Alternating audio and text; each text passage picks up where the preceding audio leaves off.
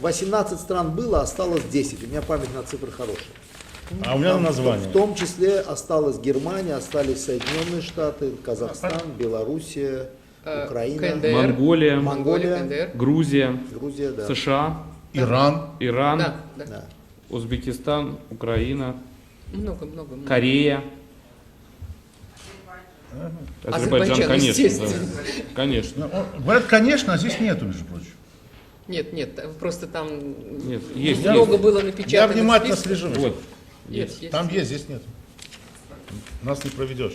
Планируется ли, вот продолжая тему Азербайджана, провести этот финал этого конкурса все-таки в Азербайджане, родине Мушлен, в той же Бакинской филармонии или Кристал Холл сейчас Евровидение уедет, завтра в Одессе? Ну, я прошу прощения, спасибо за вопрос. Я, может, его разовью, просто разовью.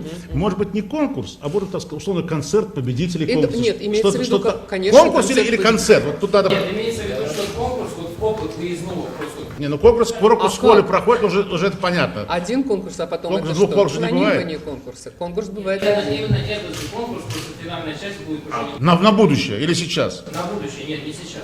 Сейчас рано. Вы знаете, я не очень конкретно. Не, ну имеется в виду, что вот конкурс этот проходит в Москве. А вот Это нет естественно. идеи, вот там 4-й, Но там бывает. 9-й конкурс провести в Баку. Вот это имеется. А. Правильно я понял вопрос? А какой-то из очередных конкурсов Баку Да, какой-то посмотрим. очередной конкурс, Может да. быть, да, подумаем. У нас есть заявка провести такой конкурс в Италии. Оказалось очень много поклонников. Кстати, в членам жюри приглашен итальянский маэстро, на котором я встретилась. Вот сейчас в ноябре был конкурс в Японии. И каким-то образом мы разговорились о Москве, в которой он никогда не был. И я сказала, что вот у нас, я всегда говорю, есть такой певец, вы послушайте. И я ему подарила записи Муслима, у него с собой был ноутбук, он прослушал, и на следующее утро он меня просто... Упросил. Нет, он просто, извините за грубое слово, он обалдел. Он обалдел, он говорит, это не может быть, чтобы это пел русский человек. Я говорю, он не совсем русский, он азербайджанец, но у него было ощущение, что это был, он сказал, veramente italiano, настоящий итальянец. Вот. Что касается Ну это для арии, него конечно. похвала, для нас это так обычно.